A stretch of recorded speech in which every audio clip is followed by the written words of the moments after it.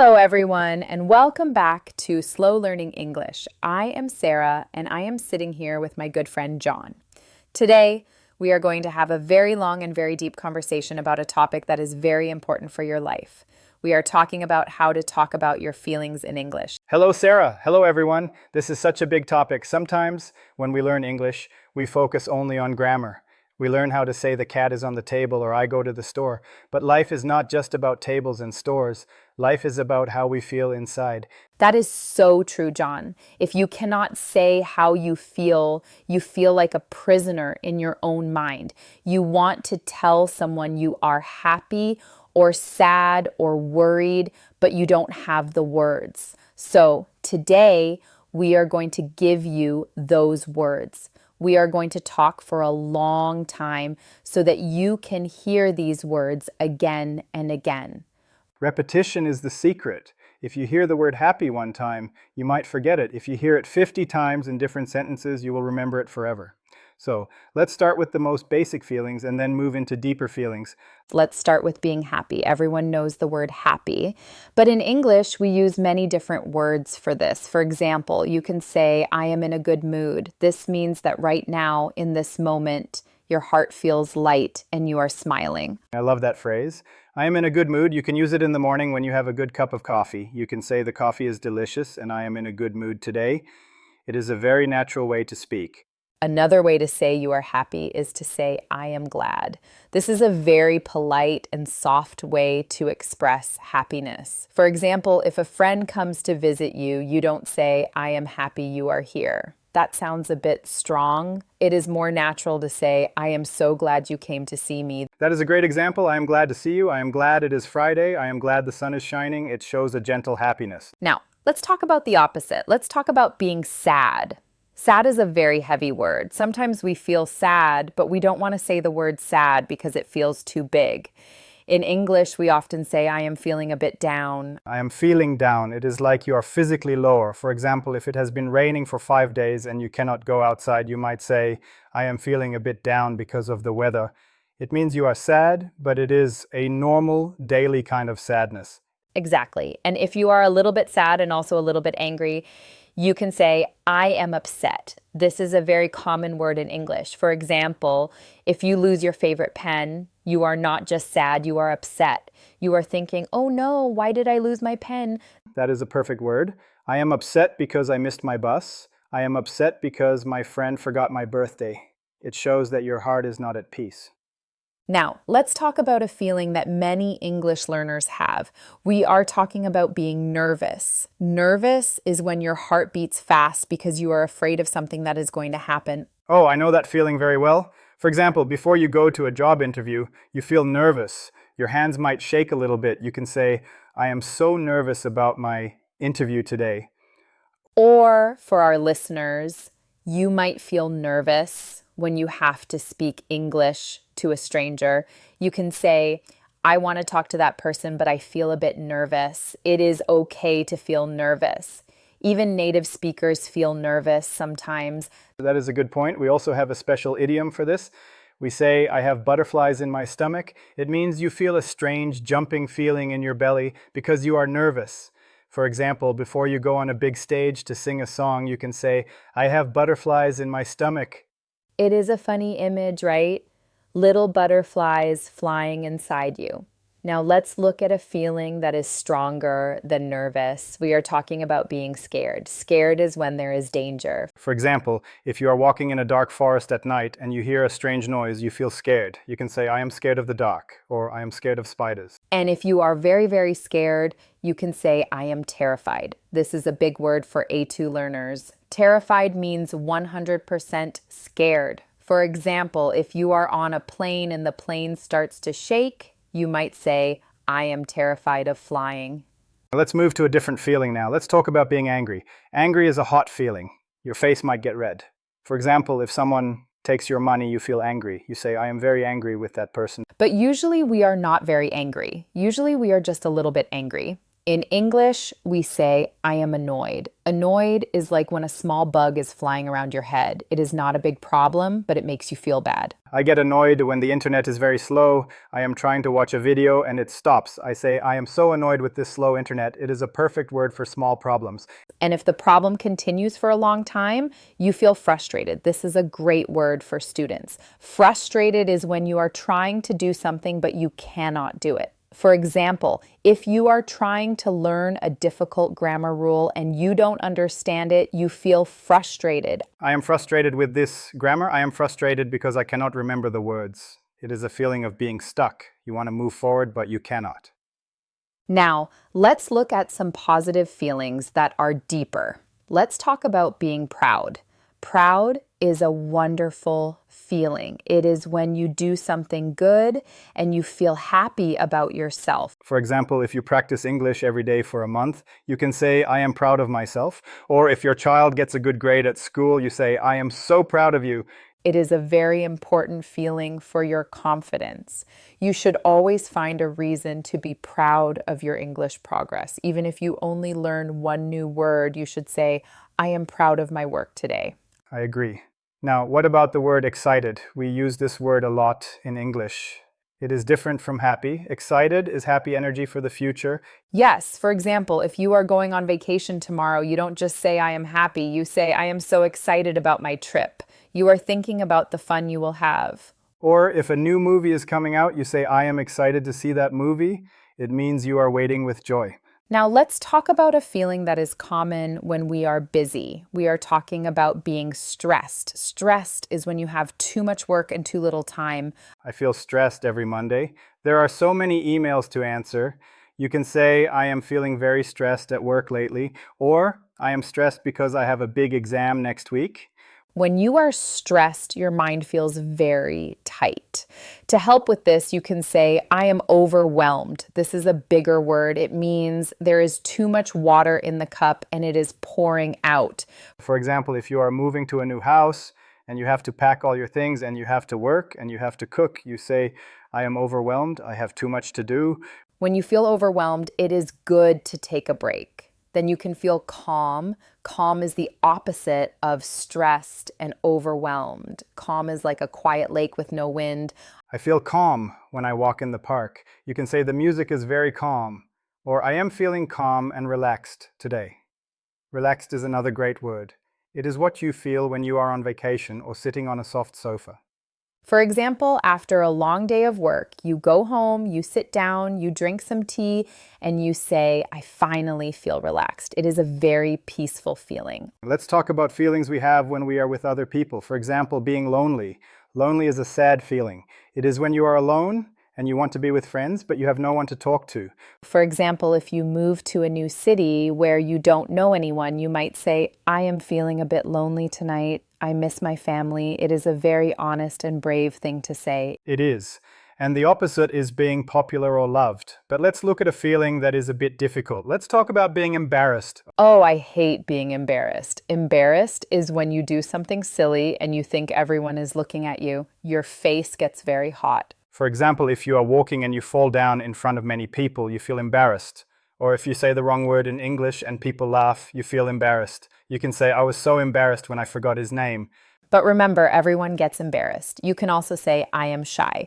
Shy is a personality feeling. It means you are a bit scared to talk to new people. For example, a child might hide behind their mother because they are shy. I was very shy when I was a boy. I didn't want to speak in class. I would say I am too shy to speak. But now I am much more confident. Confident is the feeling that you can do something well. For example, if you practice your English a lot, you will say, I feel more confident speaking English now. It is a very strong and good feeling. Now let's look at some body feelings that we often mix with emotions. For example, tired. We all know tired, but what if you are more than tired? What if you have zero energy? Then you say, I am exhausted. This is a great word for A2 learners. For example, after running 5 kilometers, you don't say, I am tired. You say, I am exhausted. My legs are like jelly. Or after working for 12 hours, you say, I am completely exhausted.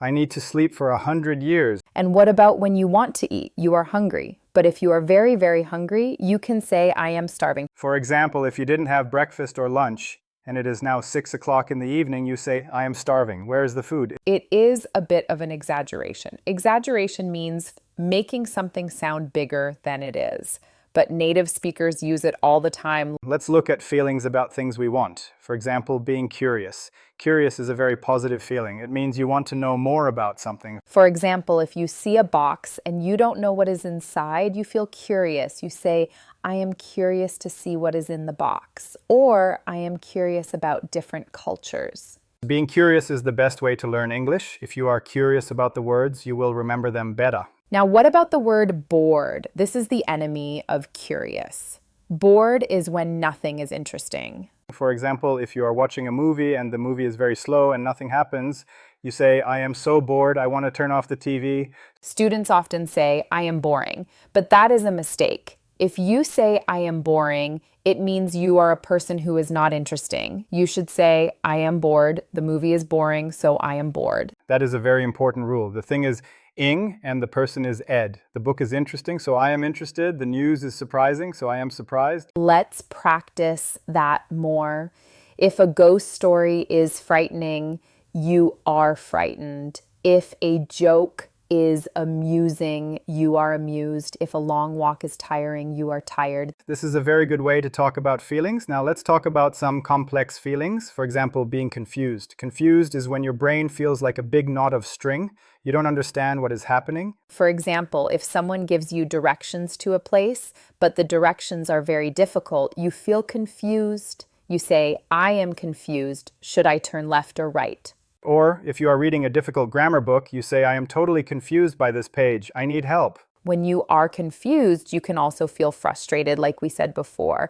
They often go together. Now, let's talk about a very beautiful feeling. Being grateful. Grateful is when you say thank you in your heart. For example, if someone helps you with your bags, you feel grateful. You say, I am so grateful for your help. It is more than just saying thank you. It is a warm feeling.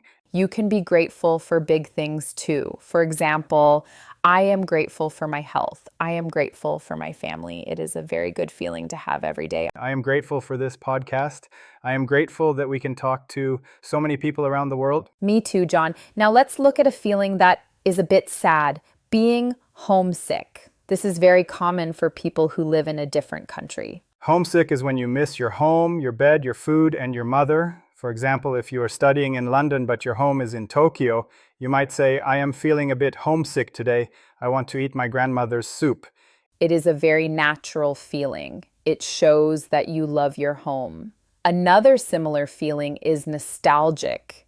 Nostalgic is when you think about the past and you feel happy and a little bit sad at the same time. For example, when you see an old photo from your childhood, you feel nostalgic. You think, oh, those were good times. I miss being a child. I feel nostalgic when I hear music from 10 years ago. I think about my old friends and my old school. It is a sweet feeling. Now let's talk about a difficult feeling, jealousy. Jealous is when you want what another person has. For example, if your friend has a beautiful new car and you have an old bicycle, you might feel jealous. You say, I am a bit jealous of my friend's car. Or if someone is talking to your best friend and you want to talk to them, you might feel jealous. It is a normal feeling, but it can make you feel unhappy. It is better to focus on being grateful for what you have. That is very true. Now, let's talk about being disappointed. Disappointed is when you wanted something to happen, but it did not happen. For example, you wanted to go to the beach, but it started to rain. You say, I am so disappointed. I really wanted to go swimming. Or you wanted to get a new job, but they said no. You say, I am disappointed, but I will try again. Disappointment is a part of life. You can say that is disappointing news. Or I am disappointed in the movie. It was not very good. Now, let's talk about how to ask other people about their feelings. This is very important for being a good friend. You can say, how are you feeling? Or you can be more specific. You can say, you look a bit sad today. Is everything okay? Or you can say, you seem very happy today. What is the good news? When someone tells you their feeling, you should respond. If they say, I am sad, you say, I am sorry to hear that. If they say, I am happy, you say, that's great. I am so happy for you. If they say I am nervous, you say don't worry, you will do a great job. If they say I am tired, you say you should take a rest. You worked very hard. This is called empathy. Empathy is feeling what the other person feels. It makes your friendships very strong. Let's talk about how to describe the strength of a feeling. We can use words like a bit, very, and really. For example, I am a bit hungry. This means you want a small snack. I am very hungry. This means you want a big meal. I am really hungry. This is even stronger. You can also use so. I am so happy. Or quite. I am quite tired. Quite is like very, but a little bit softer. It is very important to use these words so people know how much you are feeling something. Now let's talk about some idioms for feelings. We already talked about butterflies in the stomach. What about over the moon? Over the moon is an idiom that means extremely happy. For example, if you win a lot of money, you can say, I am over the moon. And what about under the weather? This is a very common one. It means you feel a little bit sick or a little bit sad. For example, if you have a cold and you feel tired, you say, I am feeling a bit under the weather today. I think I will stay home. I love that one. I am under the weather. It sounds very natural. Another one is on edge. On edge means you are very nervous or stressed, like you are standing on the edge of a cliff. For example, if you are waiting for a very important phone call, you might say, I am a bit on edge today. I cannot relax. And what about chilled out? This is very informal. It means very relaxed. For example, if you are sitting on the beach with a cold drink, you are chilled out. You say, I am just chilling out today. No work, no stress. That sounds wonderful. I want to be chilled out right now. Me too, John. But we have to finish our podcast first. Okay, let's talk about feelings at work one more time. It is a bit different.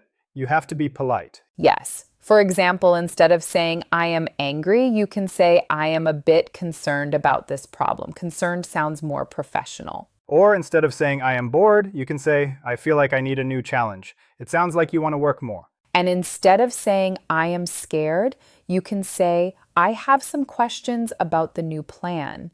It shows that you are thinking. These are very good tips for A2 learners who want to use English in an office. Now let's look at how we feel about ourselves. We talked about proud, but what about confident? Confident is very important. If you feel confident, you are not afraid to make mistakes. You say, I can do this. I am confident in my English skills. And the opposite is insecure. Insecure is when you feel like you are not good enough. For example, I feel a bit insecure about my pronunciation. But don't feel insecure. Everyone has an accent. An accent is just proof that you know more than one language. You should be proud of your accent. That is a great thing to say, John. I am proud of my accent, and you should be too. Now let's talk about a feeling that is very common in the winter. We are talking about feeling gloomy. Gloomy is a mix of sad and tired because it is dark and cold outside. For example, the sky is gray, it is raining, and you don't want to leave the house. You say, it is such a gloomy day. I feel a bit gloomy. To fix a gloomy mood, you should turn on all the lights and drink some hot chocolate.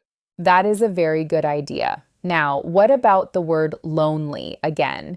We should say that being lonely is different from being alone. Yes, being alone is a physical state. You are the only person in the room. You can be alone and very happy. This is called enjoying your own company.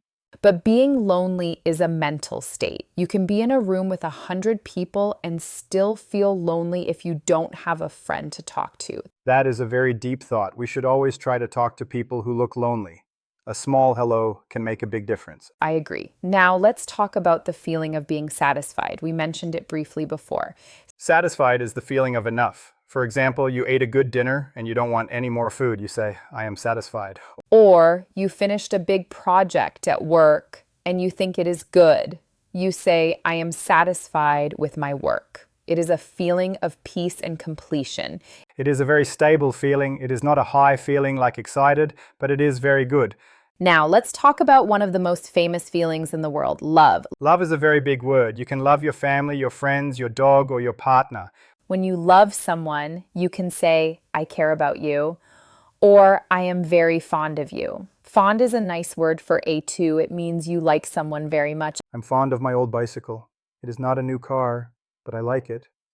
Or I am fond of my neighbor. She is a very kind woman. And if you are in love, you feel affectionate. This means you want to give hugs or hold hands. Now, Let's talk about the feeling of being surprised again. We said it can be good or bad. If it is a very good surprise, you say, I am amazed. For example, if you see a beautiful rainbow, you say, I am amazed by the colors. Or if your friend speaks 5 languages, you say, I am amazed by your skills. If the surprise is bad, you might say, I am shocked, or I am stunned. Stunned means you are so surprised that you cannot move or speak. For example, I was stunned by the news on the TV. I didn't expect it at all. We have talked for a long time now, John. We have covered almost every feeling in the dictionary. I think we have. Let's do a quick recap for our listeners. We talked about happiness, sadness, anger, and fear. We talked about being nervous, proud, excited, and stressed. We talked about being frustrated, annoyed, disappointed, and jealous. So we talked about being grateful, homesick, nostalgic, and lonely. And we talked about being confused, embarrassed, shy, and confident. Plus all the body feelings like exhausted and starving. And the idioms like under the weather and over the moon. That is a lot of English. If you are listening at home, don't try to remember everything today. Just choose 3 feelings that you feel right now. For example, I feel satisfied because we finished the script. I feel happy because I am talking to you, and I feel a little bit thirsty. Haha, I am thirsty too, John. Let's go get some water. Okay. To all our listeners, thank you for staying with us for this long conversation. We hope you feel more confident talking about your feelings now. Yes, practice saying these words out loud. Say, today I feel, and choose a word. It will help your brain remember. Have a wonderful day, everyone. Be kind to your feelings. And be kind to yourself. Goodbye. Bye-bye.